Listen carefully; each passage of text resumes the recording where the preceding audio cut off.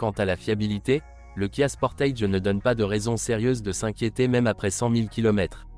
Cependant, cela dépend beaucoup de l'attitude du propriétaire. Cependant, de nombreuses plaintes sont formulées concernant la durabilité des freins d'origine et des composants du châssis. Sur route accidentée, la suspension s'use relativement rapidement, et les chemins de terre, en particulier, ne sont pas pour cette voiture. À 100 000 km, la crémaillère de direction et les amortisseurs peuvent commencer à cogner.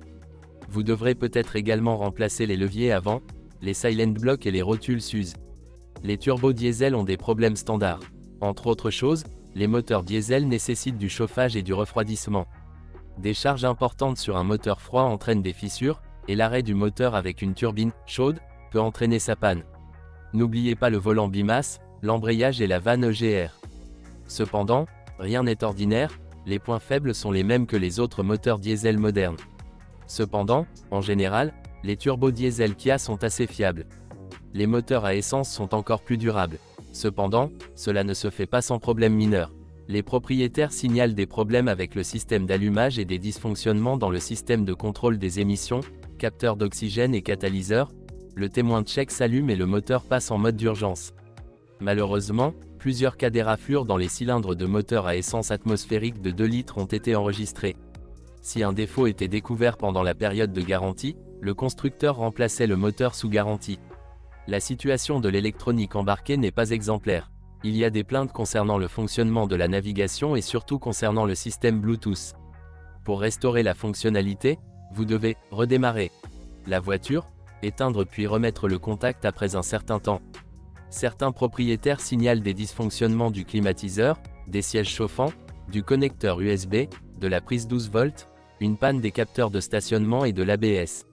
Lors de l'inspection de la voiture, vous devez vérifier soigneusement le fonctionnement de tous les systèmes, afin de ne pas avoir à réparer vous-même de si petites choses plus tard. Dans le cas d'une transmission intégrale, il est nécessaire de vérifier le fonctionnement de la transmission en mode automatique et forcé. Il ne doit y avoir aucune vibration, secousse, coup ou bourdonnement pendant la conduite. Il en va de même pour la transmission automatique. Elle doit exécuter docilement les commandes, automatiquement et manuellement. Il convient de noter que le système de transmission intégrale et la transmission automatique sont assez fiables.